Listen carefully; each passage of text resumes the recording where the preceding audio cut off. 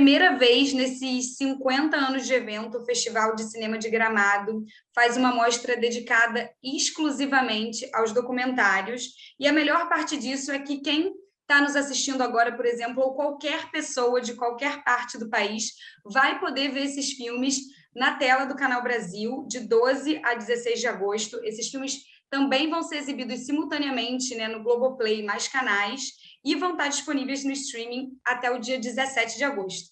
Eu tenho a honra de receber aqui os diretores que tiveram seus filmes selecionados. Queria parabenizar vocês primeiro pela seleção, agradecer a presença e queria que vocês começassem falando, né, cada um pouquinho sobre o que é, enfim, o seu documentário, da onde surgiu a ideia. Eu queria começar pela Isabel Suede e pelo Paulo Fontinelli, né, que são diretores do Ademã, que é uma coprodução do Canal Brasil, sobre o Ibrahim Suede, sobre o jornalista Ibrahim Suede. Então, queria que vocês começassem e depois a gente vai seguindo a ordem. O repórter social Ibrahim Suede explicou o fim benemérito da reunião. Esse projeto entrou na minha vida em 2015, quando o Paulo Mendonça me chamou para, inicialmente, montar o filme, né? Porque a Isabel já estava filmando desde 2006.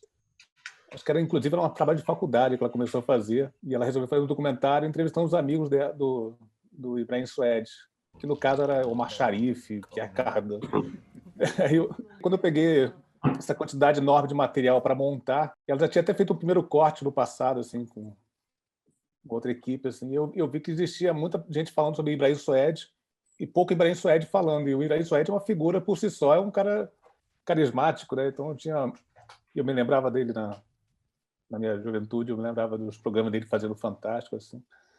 Então, a primeira coisa que eu fiz foi coordenar uma pesquisa de imagem para achar tudo que existia de Ibrahim Suede nas televisões, assim. E aí, a partir daí, construir um roteiro e começar a montagem.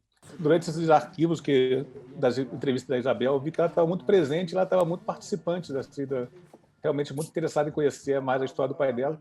Então eu falei que talvez fosse registrar também um pouco dessa busca da Isabel sobre a memória do seu pai. Então eu acabei escrevendo um roteiro e colocava a Isabel na primeira pessoa, como se fosse ela querendo entender quem era o Ibrahim Suede, partindo sempre da pergunta que ela sempre ouviu: como é que é ser filha de Ibrahim Suede?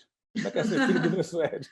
A ideia do documentário já tem uns 18 anos, mas cada um tem sua temporalidade, né? Mas eu estou super feliz de ter encontrado essa equipe, de ter encontrado o Paulo também, e foi uma grande aventura para mim. Primeiro pela emoção, né, que eu tive, e depois por ter contado com o olhar do Paulo também, que era um olhar mais distante do que o meu, para a gente poder realizar o documentário. Quando eu fui no escritório do meu pai, arrumar o escritório do meu pai, e tinha muito arquivo, muitas fotos, muitos vídeos, todas as colunas dele. Então, aquilo também me deu uma vontade de fazer esse documentário. Ele tinha uma penetração fantástica. Seu pai foi o único brasileiro jornalista convidado para a coroação da Rainha Elizabeth, né? Tinha jornalista aqui no Brasil roendo a unha da mão e do pé junto de raiva. Temos outra biografia, né, na seleção, que é o filme sobre o Elton Medeiros, O Sol Nascerá, do Pedro Muray. Queria que Pedro falasse um pouquinho também como é que nasce o projeto e como é que se constrói essa narrativa sobre esse, né, que é um dos maiores compositores de samba que a gente tem. O Elton já era um desejo antigo que eu tinha, de fazer alguma coisa com ele, né? E é um compositor que ninguém nunca falou muito, porque ele tinha um temperamento um pouco mais difícil, e foi pouco. Acho que não foi, é o único registro que tem dele. Ele participou de outro filme, mas foi o único. E a gente pegou ele já numa fase, já no final da vida dele, ele já não enxergava, ele teve uma diabetes, perdeu a visão. Aí a gente tive a ideia de colocar ele num estúdio, e a gente cercou ele de câmera e tal. Eu falei para a equipe inteira ficar em total silêncio, e ele, cego, daqui a pouco ele esqueceu que estava sendo filmado, e a gente ficou 3 dias nesse estúdio gravando com ele. E aí foi uma experiência mágica, porque o Elton ele era muito intelectual, ele era muito culto, e tinha uma visão do Rio e da cultura brasileira muito arrojada. E o Elton era uma figura muito interessante, um baú assim muito rico, né? Nesses 3 dias, fantasmas saíram da boca do Elton. Ele falou assim sobre coisas do Rio daquela época que a gente não imagina. Falou sobre Vila Lobos, sobre o canto orfeônico, sobre o carnaval daquela época, as escolas de samba daquela época, sobre o samba daquela época, sobre as gafieiras do Rio daquela época, sobre o Baixo Meretrício. Então ele vai tecendo um mosaico assim muito poderoso. Uma coisa que a gente tentou fazer é fugir a coisa meramente factual. Então o filme ele adentrou na psique do Elton. Me cega os olhos, seca o coração, apaga as linhas destas minhas mãos, não me permite te fazer feliz. Ela passa a responsabilidade da paixão pro parceiro. Não me permite te fazer feliz. Que é isso? Eu espero que quem vai ver o filme curta o filme, foi feito com muito carinho, muito amor. E o Elton faleceu agora em 2020, né? Teria feito 80 anos de vida. E a gente, no enterro dele, jurou que ia terminar esse filme. Então, aí, o filme agora no Festival de Gramado. Eu queria agora que Kelly falasse um pouco do seu olhar feminino, né? Do olhar feminino que ela tem para o audiovisual e que ela teve para fazer esse filme Um Par para Chamar de Meu. O que é esse filme? Esse filme ele partiu de uma observação pessoal curiosa da minha mãe. A minha mãe, quando meu pai faleceu, a minha mãe ficou... Assim, a sensação era de que a vida dela tinha acabado junto, né? Ela ficou bastante tempo em casa, achando que o tempo dela tinha passado. E um belo dia ela resolveu que ia voltar a dançar. E ao voltar a dançar, ela anunciou que ela ia começar a ir para uns bailes que tinham esse profissional que eu nunca tinha ouvido falar, que se chama personal dancer.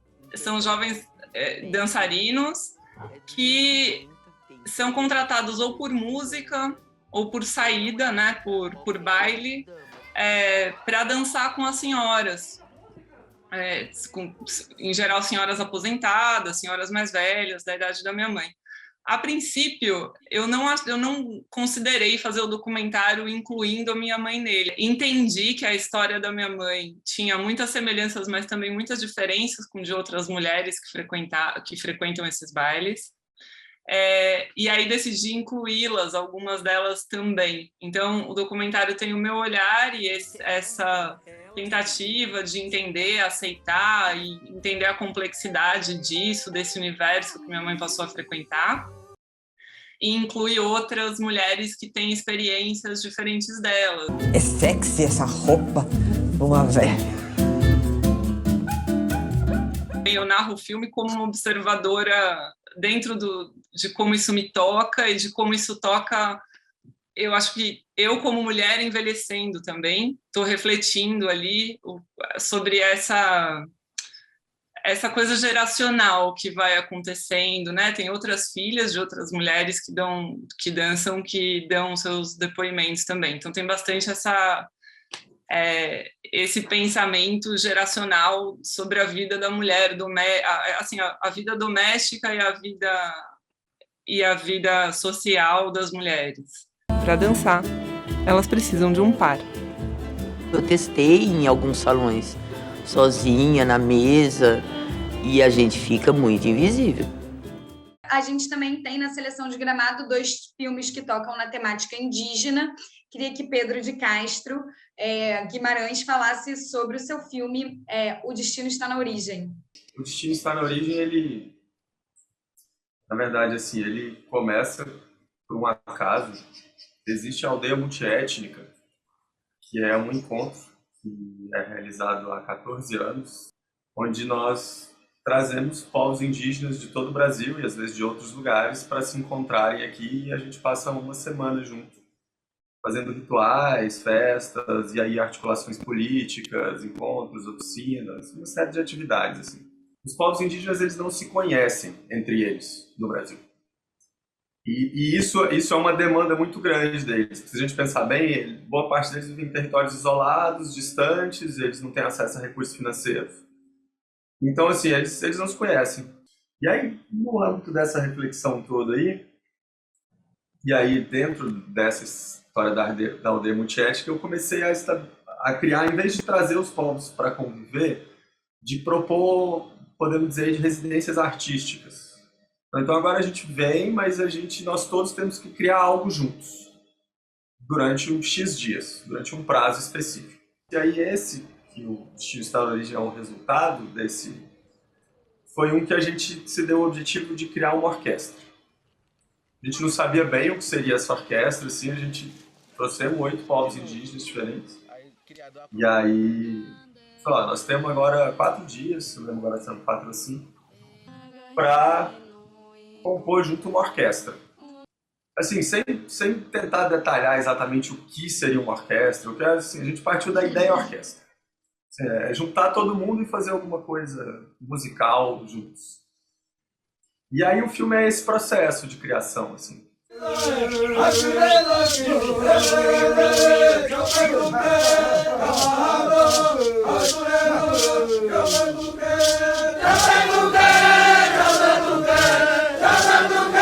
pensa que aqui no Brasil, todos indígenas, tudo igual. Não é nada. Foi aqueles momentos assim que são super ricos de estarem sendo experimentados, assim, digamos, aquelas vivências onde nós ficamos felizes por fazer parte dela e por estarmos ali naquele processo, então foi um desses momentos. E aí depois eu decidi fazer o documentário durante a pandemia, e aí comecei a montá-lo, e aí fico super feliz aí com o resultado, de poder compartilhar com vocês. Esse cantigo é original, né, que o nosso bisavô antigo.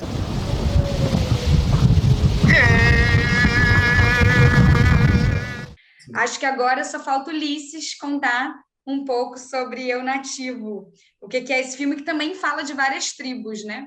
O Eu Nativo, ele partiu de uma reflexão, né, de observação sobre o lado do eu dos indígenas, porque se fala muito sobre demarcação de terras, garimpeiros e essas questões que são preocupantes, muito preocupantes e recorrentes. Mas eu até então não tinha ouvido, talvez eu não tenha tido a oportunidade de ver algo sobre o ser humano indígena. Pensando sobre esse tema, eu falei, mas espera aí, eu nunca vi nada, pelo menos eu não vi. Pensando no indígena como um ser humano que sente, que chora, que ri, que tem depressão, que briga com um amigo, que se apaixona. Então, foram questões como essas assim que me levaram a pensar sobre esse tema. E aí comecei a elaborar esse projeto. Isso foi no ano passado mesmo, né? Fiz esse projeto para conversar com algumas aldeias, com algumas etnias. E aí fui atrás. O primeiro lugar que eu fui foi visitar as etnias de Pernambuco, que são os Pancararu e os Funiô.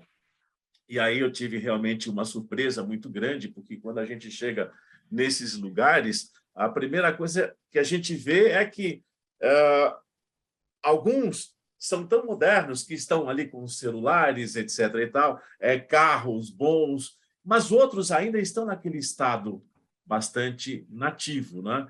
E o que difere uma da outra? Eu diria que, basicamente, assim, a incursão, como eles chamam do homem branco, que, na verdade, são as culturas ocidentais, né, que chegam e fazem uma transformação. Então, o filme ele mostra bastante sobre isso, como cada indígena ele se vê diante desse contexto da sociedade que chega, ocupa o espaço dele e procura essencialmente essa transformação. O filme Eu Nativo ele fala sobre este lado humano.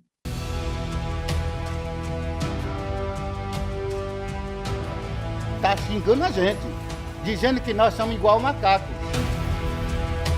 Eu estou muito feliz com essa iniciativa do Festival de Gramado, porque é claro que os documentários apareciam aqui e lá, de vez em quando, na seleção, mas não dessa forma. Acho que ter uma mostra específica, enfim, vai fazer uma diferença enorme, assim, né, na circulação desses títulos.